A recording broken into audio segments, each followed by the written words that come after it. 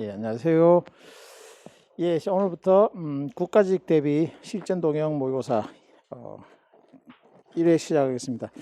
실전 동형 모의고사라고 하긴 하는데 실제 시험 문제보다 문제가 상당히 좀 어려울 겁니다. 그러니까 일단 기본적으로 지문이 상당히 길죠. 스크롤 압박 그렇게 하는데 이게 시간 안에 풀어내는 게 만만치가 않을 겁니다. 대신 이제 그래서 그때 대신 이제 좀 어려운 문제들 그러니까 지문 긴 것들 어떻게 하면 핵심 키워드를 빨리 찾아내 가지고 빨리 읽어내냐 뭐 이런 연습하는 의미도 있거든요. 그래서 너무 이게 치고 나면 일단 제일 첫 올 시험이었는데 좀 이렇게 멘붕 온 친구들도 수험생들도 있을 것이고 이거 어떻게 해야 되냐 반쯤 풀다가 포기한 사람도 있고 뭐 다양하게 있을 거라고 생각하는데 어쨌든 우리가 모의고사는 조금 어렵게 힘들게 해가지고 강 트레이닝을 하는 게 필요하거든요. 그래서 그런 취지에서 하는 거니까 그런 점을 감안해서 보시고 끝에서 뭐 전혀 뭐 얼토당토하는 문제나 있는 건 아니고요. 교재나 이런 데서 중요하게 다뤄지는 부분 이런 것들까지 고려해서 한 거니까 지문도 또 사지선다가 아니라 오지선다가 많죠. 대부분 이제 조금 난이도가 있는 시험들 변호사 시험 올해 1월 달에 실전 문제 있었거든요. 그런 것들 또 우리가 변호사 모의고사가 해마다 세 번 정도 출제하는데 다 현직 교수님들이 내시는데 시중에 나와 있는 그러니까 기출 문제집에 나오지 않는 기출 문제 제가 그렇게 이제 표현을 하는데 변호사 모의 시험 그리고 또 우리가 행정법에서 좀 어려운 시험으로 알려져 있는 뭐 국회 문제 뭐 이런 것들이 이제 적절히 배분되어 있는 것이기 때문에 분명히 여기서 상당히 난이도 높은 문제들이 많이 있습니다. 그래서 뭐 점수 이제 곧 나오긴 하겠지만 점수에는 너무 일희일비하지 마시고 이제 최대한 많은 지문을 우리가 모의고사를 통해서 확인해 본다. 또 뭐 지문이 길어도 또 우리가 조합형이 많기 때문에 뭐 기억, 니은, 기억디가 조합형이 많기 때문에 또 어떻게 하면 더 효과적으로 또 요령들도 좀 필요한 부분들이거든요. 그래서 그런 점을 감안을 해서 하시면 되고 일단 지문 하나하나의 의미를 좀 잘 살펴가지고 학습한다 그런 의도로 이제 문제를 구성을 한 거니까 그 점 여러분들 좀 감안하시면 되겠습니다. 자, 총 3회가 되는데 4시간 동안 3회 하려면 상당히 좀 시간이 빠듯하긴 하거든요. 그래서 최대한 압축해서 설명을 하도록 하겠습니다. 자, 1번부터 볼까요? 다음 사례에 대한 설명으로 옳은 것을 모두 고른 것. 그럼 일단 위에 보시면 지문이 길죠? 근데 밑에 보니까 이제 이미 근데 이런 거는 사실은 뭐 벌써 이렇게 얘기하면 안 되지만 출제를 할 때 밑에부터 지문 긴 거 밑에 보기를 보시면 또 되겠죠. 일단 기억 보니까 이미 공포된 처분 기준을 다시 변경하는 경우에도 공공의 안전 복리를 현저히 해치는 등 예외적인 사유에 해당하지 않는 변경된 처분 기준을 다시 공포한다. 이건 처분 기준의 설정 공표죠.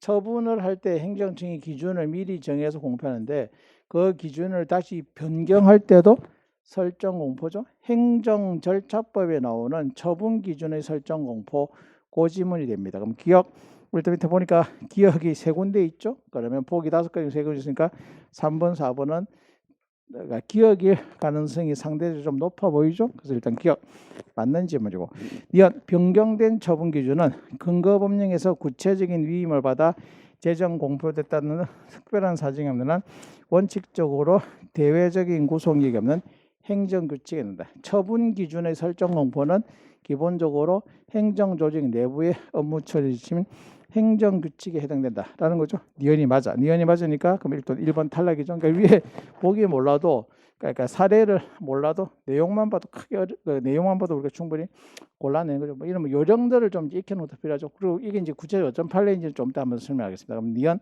맞고요. 그러면 기억 탈락. 자, 1번 탈락. 그럼 디귿은 뭘 뺄 거? 리얼로 바로 가면 되겠죠. 리얼. 사전에 공표한 갱신 기준을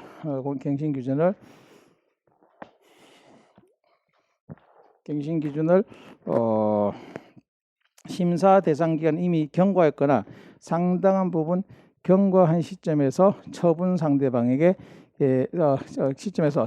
상대방의 갱신 여부를 확인할 정도의 중대하게 변경한 것은 특별한 사정이 없는 한 허용되지 않다. 그러니까 처분 기준을 변경하는 것은 가능하지만 상당 부분 경과한 시점에서 갱신 여부를 좌우할 정도로 중대하게 변경하는 것은 허용되지 않는다. 이것도 우리가 행위 중에 허가 파트에 보시면 갱신 제도를 운영하고 있으면은 갱신에 대한 기준을 변경하더라도 상대방한테 어느 정도 예측을 할 수 있는 유예기간 등을 둬야 되는데 그거 없이 촉박하게 변경은 허용되지 않는다라고 하는 거죠. 그래서 거기서 리얼은 맞는 지문이 되겠다. 그래서 기억, 니은, 리얼. 정답은 5번.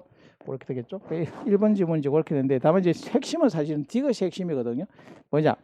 갑이 변경된 처분 기준을 미리 공표하지 아니한 채 갱신 심사에 적용했다면 그 자체로 이 사건 처분의 취소 사유에 해당되는 흠이 있다고 볼 수 있다. 이게 디귿이 틀린 건데 교재를 가지고 있는 뭐는 493페이지 봐봐. 493페이지 보시면은 행정절차법에 처분 기준의 설정은 뭐죠? 원래 이제 처분의 기준을 설정해서 공표하고 그 기준대로 하는 게 원칙이지만 중간에 처분 기준을 변경을 했는데 그걸 설정 공표하지 않고 거기에 따라 업무를 처리한 거죠. 우리가 생각할 때는 그 처분 기준을 설정 공표하지 않고 한 처분은 절차상 하자겠다. 위법이다. 그렇게 생각하기가 쉬운데 그건 아니라는 것이겠죠. 그래서 그거 493페이지 보면 그 2번 판례가 있죠. 처분 기준의 사전 공표 의무를 위반하여 이미 미리 공표하지 않은 기준을 적용하여 처분했다는 사정만으로는 취소 사유에 이를 정도의 흠이 존재한다고 볼 수 없다라고 하는 거죠. 왠지 느낌은 기준을 설정 공표하는데 그 기준에 따라서 설정 공표되지 않은 기준에 따라 업무를 처리하면 절차상 하자겠다. 위법처럼 보이는데 그것만 가지고는 위법하다고 볼 수 없다. 그렇게 판단한 거거든요. 그래서 이게 거기에 해당되는 지문이 되겠다라고 하는 거죠. 그래서 이거 고고고요. 그래서 디귿은 틀린 지문이 되겠죠. 그래서 일단 기억, 니은, 리얼이 맞는 지문이고 디귿은 틀린 지문이 되는 거. 실제 사는 구에 보니까 문화체육관광부 장관 갑은 A 국가의 관광 협상 결과에 따른 세부상을 시행하기 위해서 전담 여행사 제도를 지정하였다. 지침이죠. 지침을 제정했는데 지침에 근거해서 재심사를 통해 갱신 기준을 정해서 공표했다. 그런데 갑은 2026년 3월 23일 무자격 가이드 고용으로 감점을 받아 같은 경우 전담 여행사지를 갱신하지 않기로 한 변경된 기준을 마련해서 공표하지 않다. 그러니까 처음 이제 전담 여행사 기준을 정했는데 재심사를 통해서 갱신 기준을 정해서 공표를 했는데 이제 중간에 기준을 바꿨는데 다만 전담 여행사를 지정한 을은 2015년 무자격 가이드를 고용하였고 이를 이유로 변경된 처분 기준에 따라서 재지정 탈락 기준을 상회하는 감점을 받았다. 이를 근거로 전담 여행사 지정을 취소했다. 그러니까 전담 여행사를 지정하면 여러 가지 혜택들이 있더란 말이야. 그런데 이제 그 여행사에서 무자격 가이드를 고용을 했어. 근데 이제 고용을 한 시점은 위에 보니까 2015년이죠. 그런데 이제 변경된 기준은 2016년도 3월 23일이야. 그러니까 이제 처음에 지정이 되고 며칠입니까? 2013년도에 13년도에 지정이 됐죠. 시간 순서대로도 만나면 2013년도에 지정이 됐는데 그런데 무자격 가이드를 고용한 시점은 2015년이죠. 그런데 이게 무자격 가이드를 고용하면 갱신을 하지 않겠다. 갱신을 할 때 감점을 하겠다라는 기준은 2016년도에 그죠. 감점 기준을 정한 것이겠죠. 그리고 나서 이제 갱신 시점이 이제 2016년도 따라서 16년도죠. 갱신 탈락이 되는 거죠. 갱신이 탈락되는데 문제는 감점 기준을 정하면서 이 사실을 공표를 안 했단 말이야. 그러니까 공표를 안 하니까 여행사 입장에서는 이런 사실을 모르고 갱신 신청했는데 갱신 신청해서 탈락이 되니까 이제 따지는 것이겠죠.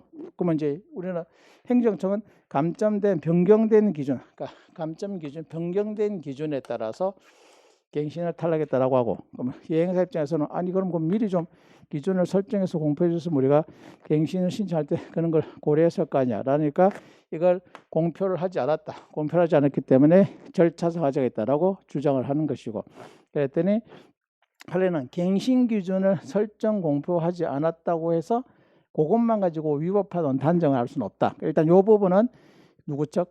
국가 측 손을 들어줬죠. 다만 갱신을 할 때 이런 기준이 공표되지 않음으로써 갱신을 거부당하니까 그 일종 이제 신뢰 보호 차원에서 이제 신뢰 보호라든지 기대했던 그 차원의 기대들이 침해된 걸로 보는 거죠. 그래서 이 부분은 교재를 보시면 또 앞에 갱신 제도가 317페이지 보시면 교재 317페이지 보시면 갱신 제도를 둔 취지가 아마 거기에 나와 있을 겁니다. 307페이지 보시면 3번 판례의 꺽쇠 2번 안에 보면 그 내용이 다 있죠. 그래서 결론은 갱신 기준을 설정 공포하지 않은 것만 가지고는 절차상 하자가 있다고 보기는 어렵지만은 다음에 이제 기준을 바꿀 때는 그 갱신제도를 주는 이유는 특별한 사정이 없는 한 갱신될 수 있을 것이다. 물론 이제 갱신된 시점의 기준에 따라서 갱신 여부를 결정할 수 있지만 그건 제도가 바뀌게 되면 그걸 충분히 사전에 고지를 해가지고 상대방한테 예측을 할 수 있도록 기회를 줘야 되는데